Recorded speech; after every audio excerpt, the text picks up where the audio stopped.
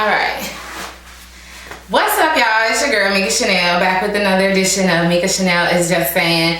I just recorded about a good 5 minutes worth of myself down here just talking, and then my camera shut down. I guess my memory card was full.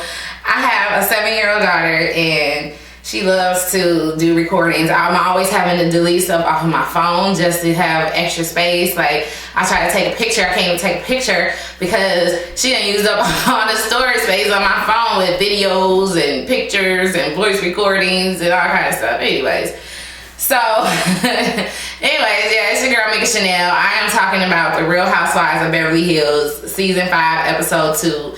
But before I get into that, what I said in the video that you guys will never see is that please, if you have any kind of comments, please comment on my blogs. Please like my blogs. Even if you have some constructive criticism, go ahead and post that as well. And also, please subscribe to my channel. Yeah. That's all I want to say. So, Real Housewives of Beverly Hills, Season 5, Episode 2. We start off with Brandy. She's moving into her new house, and she, I talked about it last vlog about how I just feel like she just really needs to get somewhere and get settled. And she does talk about it, and she's like, she thinks at this point she's like a professional mover, and maybe she was supposed to have been a gypsy or something because she's moved 5 times in the last 5 years. And she does say she wants her kids to be settled or whatever, so she hopes that this is the last time that they'll be moving for a while. We'll see. So Kim comes over to help her move, and it's just this strange scene with them sitting in her living room. And it's it's Brandy, Kim, and Brandy's assistant, hairdresser, friend, whatever he is to her. Her good Judy, I don't know. She is, so they're sitting, I guess in the living room in these chairs. And then the movers are bringing all the stuff in or whatever. And I guess they're just staring at, I don't really know what they're doing. It was just really strange. I'm why are they sitting there? I guess they were just drooling over the moving guys. And I guess one of them, Brandy, has some kind of friends with benefit thing going on with him. He's 23 years old, which is crazy. Because I think I'm 35, and I think she's older than me. I believe she's closer to 40 if she's not 40 yet. So 23-year-old just seems awfully young. Even if you are trying to, just date and not be serious, that's just, I don't know, what do you talk about? I don't know, what is that commercial with the girlfriend's guide to dating where she's in the bed with this really, really young guy, and she talks about how she used to get messages on her answering machine, and the boy is what's an answering machine, That's what I would think, that, somebody's 40 and somebody's 23, they would be so disconnected. Anyways, whatever, it must be good. So Kim had asked her what happened with her and Adrian, because I guess some people had seen them at, talking at the white party, and so Kim's well, what happened with you and Adrian or whatever, and she's just saying she asked Adrian to go to have coffee with her one day, and she feels bad about, what she said about Adrian's family, because she basically said that Adrian had a surrogate with both of her kids, and I guess that was a big secret, and she wasn't supposed to tell. But my thing is, if it's a big secret, Adrian, why did you tell Brandy? I know you guys are friends, but things like that you should probably just keep between yourself and your husband and close family, Anyway, but Brandy still shouldn't have told, being a friend that was told something in confidence. You don't tell things like that. So she's just saying how she felt bad, and she doesn't necessarily want to be Adrian's best friend again, but she definitely wants to be in a situation where they're, comfortable around each other, and all the other ladies aren't feeling uncomfortable.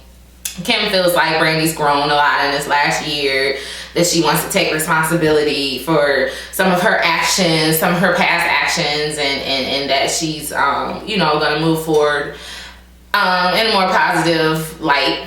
So we'll see. That was, then Brandy was telling her about her ex, JR. We saw him, I think last season, towards the end of last season, I believe it was. Was talking about he cheated on her with some girl, and they're not together anymore, and saying he loves both of them. He loves Brandy, and he also loves this other girl, and so Brandy's basically trying to move on from him because, you know, her ex-husband Eddie Cibrian, you know, left her for Leanne Rimes, and she's just like, you know, I don't want to go through all of this cheating and, you know, with these men again. So basically she just wants to get over him. Anyway, so we move on to the next scene. It was Lisa Vanderpump. Now there's 2 Lisas on the show this season, so now I have to start, you know, distinguishing between which Lisa I'm talking about. So Lisa Vanderpump, you know, her house, her beautiful home. Her shirt designer comes over. Like, she doesn't just have a stylist, she has a shirt designer, okay? So the lady comes over and you know, they're talking, and I guess one shirt is like $100.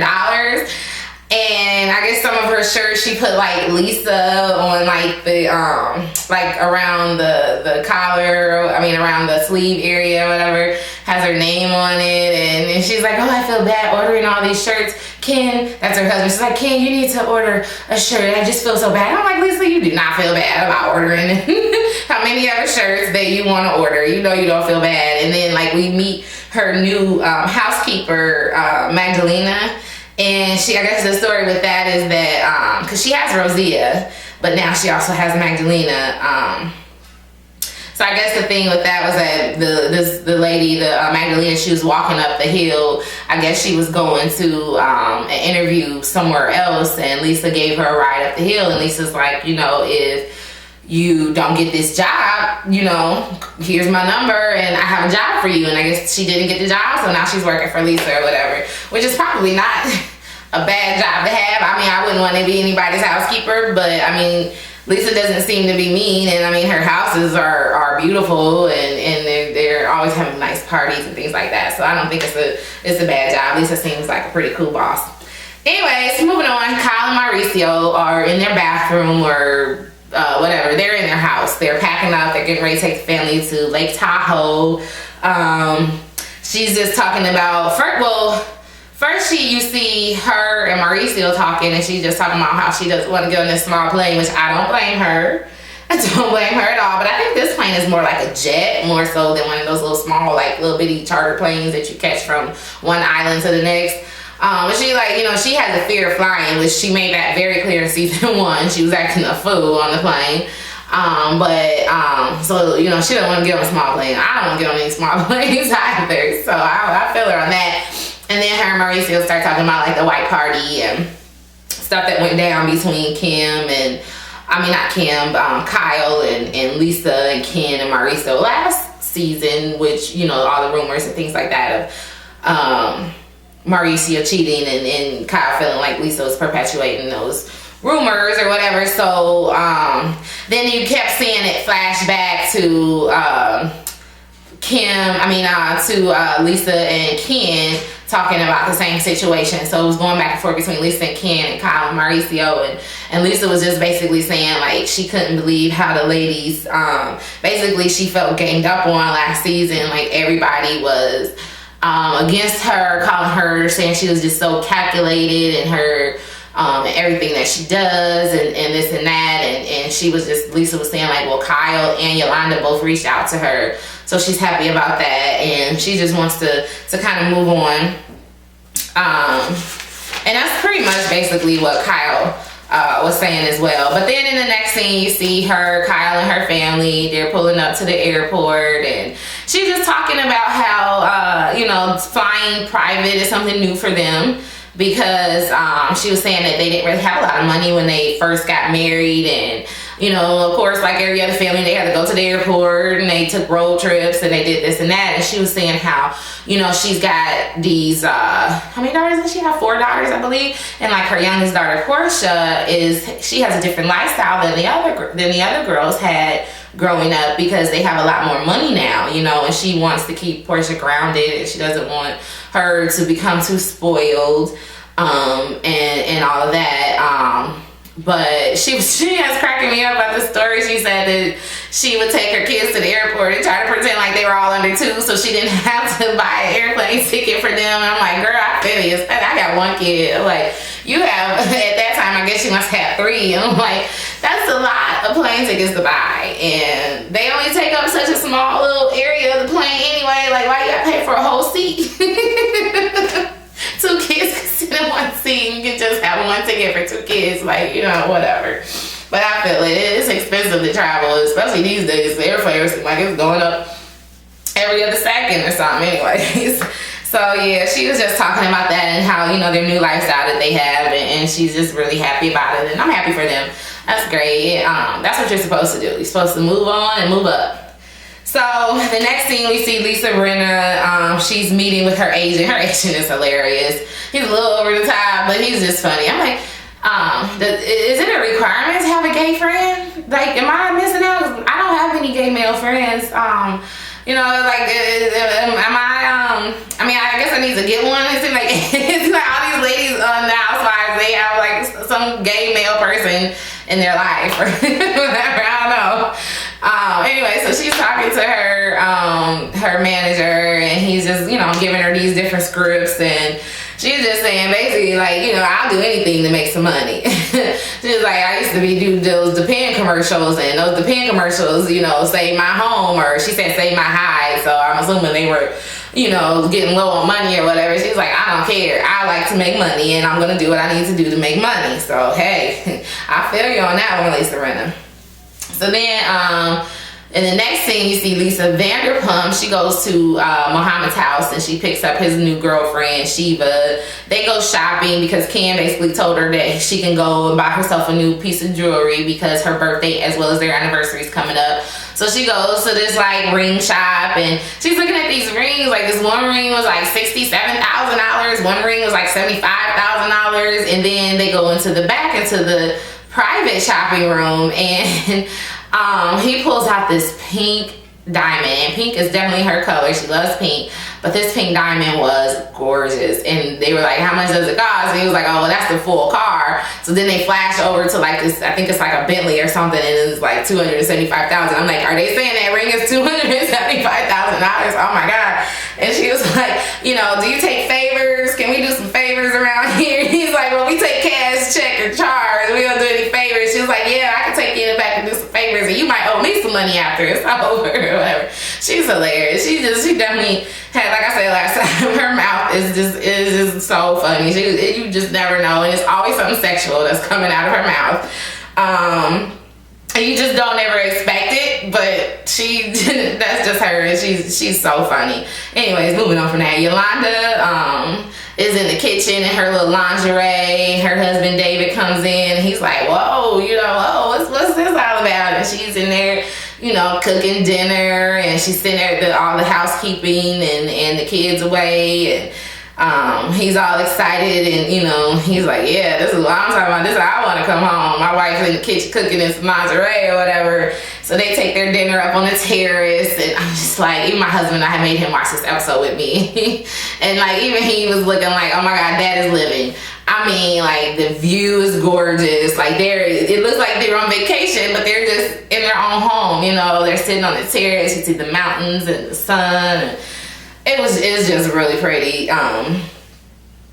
Their view is just, their house is gorgeous, and that view was just, oh my God. And as soon as I saw the view, I had to rewind because I missed like what they were talking about, because I was just stuck in like, oh my God, I just love looking at this view.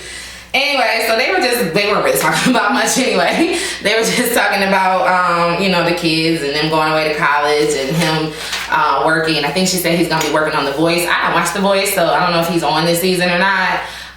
So I guess he was supposed to be doing that or whatever, but that was really the whole scene for that. Then we see Brandy. She's going now to Kim's house. So she's at Kim's house, and she's, you know, basically, I guess she's going to Kim's house because Kim done talked this girl into stalking JR, who's her ex-boyfriend. Because Kim says, like, if you see him with this other woman, then maybe you can finally, like, you know, move on and you know, get over him if you actually see him. Hold on, you guys. My mouth is getting dry. Anyways, like if you actually see him with a woman, then you can go ahead, you know, maybe you'll go ahead and get over him or whatever. So they're in there and they got these like, Kim has like all these wigs or whatever, so they're picking out wigs and sunglasses and disguises, and I'm like, are these ladies serious? Like, are they really about to do this? But then I'm like, Kim is crazy, so they most likely they are. Kim is, like I said, she didn't look high though in this scene. I can give her that. She didn't look high, but she just has one of those personalities where she's like down for whatever. So they get in the car, they go to wherever they think this guy is hanging out at, and then they get in the bushes. Kim like hides in the bushes, and Brandy's like, I gotta look in the bushes too. And then they're like, well, we need a better hiding place. So then they go like to this other area and hide or whatever. People on the street are looking at them like they're crazy. And then finally the guy comes out and he's alone. So they went through all of that just to see him alone. But you know, it was a cute little funny scene, and Brandy said that, you know, after going through all that, she thinks that, you know, she could finally get over him or whatever. It was cute. Kim does have one of those cute personalities that over the like seasons when she's not going through her drinking or you know, having those kind of issues, you do see her little funny personality comes out, and I think that's good that, you know, she's an older lady and can still be fun like that. I hope to always be that way. Like, life is just, you don't have to take it so seriously all the time, and it makes you old when you're always worrying about stuff, you know. Anyway, so you see Brandy preparing with her hairdresser friend, whatever he is. I gotta learn his name. Next episode, I will know his name. I'm gonna figure out this guy's name. Anyway, so you see he was doing her hair, and they were talking about Adrian, and she again just talking about how bad she feels and how nervous she is, and trying to find the right dress to wear, like what color should I wear, like, or whatever. So that was really it for that part of the scene. And then they flash back to Yolanda's house. I guess it's like the next day or whatever. So Yolanda's in her closet and she's trying to put on these white pants. It's all she wears are white pants. She's trying to put these white pants on and they're not fitting. She can't get them to button up. And I'm like, what size are those dang pants? Because she looks like she wears a 0 anyway. So like, I mean, what size are those, like a double negative 0 that she had on? That she was trying to get on, and she goes to her housekeeper and she's like, oh, I'm so fat, and no. But she says, like, you know, at my age, I don't really care about gaining a little weight. I'll just buy some bigger pants. But she's like, I guess she's not used to her clothes not fitting her. And she's been sick. She's had Lyme disease. So she's been kind of up and down for a couple of years or whatever with this Lyme disease. She's feeling better now, which is good. And I guess some of her medication made her gain about 5 pounds. Ooh, wow, 5 pounds. But she wasn't overly concerned. But I guess, you know, if you can't fit your clothes anymore, it does do something to your mind. At least for that day it does. But anyway, so she's meeting up with Kim to go horseback riding, and they just, you know, they just go horseback riding. That was really it for that scene. And they just talk, and because I actually thought that coming into when Yolanda came onto the show a few seasons ago, I thought that her and Kim was actually going to be good friends. They just seemed to have the most in common of all the other ladies, but for some reason they just did not hit it off at first. But I guess they're moving towards a better friendship this year, and Yolanda says that Kim is like a beautiful white cream cake with many layers, and once you get through all those layers, there's you know, she's such a beautiful person, or whatever. So I thought that was a cute statement that Yolanda made about Kim. Anyway, so in the next scene, you see Brandy's in her car on her way to meet Adrian, and she calls Kyle, who's in Lake Tahoe with her family, and Kyle's on the boat, you know, the wind blowing all in the phone, and you can barely hear what she's saying, and she's like, I am on a yacht with my family. I don't have time for y'all drama. But she did talk to Brandy and try to give Brandy some advice, and, you know, tried to get her to calm down, and you know, just Brandy's like, you know, I just have to think before I talk. I have to slow down, think about it, then say it, which, yes, you do, Brandy, because you have no filter. You need to start thinking before you talk. So her and Kyle chit chat for a little bit, and then they get off the phone, and then you see, you know, her and Adrian are at this little cafe, and they do actually eat. Most of the time when the housewives seem like when they meet up, it's like I never actually see when they eat. And I'm like, do they actually eat? But they did actually eat this, whatever. So Brandy, you know, and she gave what I thought was a heartfelt apology, and you know, she just basically, I never meant to hurt you, I never meant to hurt your family, I'm very sorry, you know, I was really good friends with Lisa, and you and Lisa were beefing, and she was just saying, like, I kind of took on some of that personally, you know, things that was going on between you and her, and I kind of like lashed out at you, and it was wrong. So then Adrian is like, you know, Adrian accepts the apology, surprisingly. I just accepted it with like no issue with it. And that surprised me, because I thought that Adrian was gonna try to make her sweat a little bit longer. And Brandy was wrong, you know, but she didn't. She went on and apologized, and then she asked her, like, did she think that her and Lisa would ever, you know, move past and have a friendship again? And she was just saying, you know, I hope so, but you know, she knows Lisa, and Lisa's not one to, you know, move on from things, so it probably won't happen. I don't know, but that was basically the end of that episode. I mean, it was not a lot of things going on, not a lot for me to laugh and joke about, you know, it was just the Beverly Hills housewives going about their daily, you know, lives. So that was it. I didn't Watch What Happens Live, so I don't know which housewife was on after the show aired. I actually didn't watch the show when it aired. I watched it the next day. I don't know what I was doing Tuesday night. Probably something with my daughter. It's always something going on at her school, or volunteering. You know, I'm like a PTO mom and all that, and I have a full-time job, so I'm busy. Anyways, like I said in the beginning, like, comment, and subscribe to my blog, and I appreciate y'all for watching, and until next time, until next time, stay real, stay safe, and stay tuned to Mika Chanel Is Just Saying. Enjoy your weekends. Bye-bye.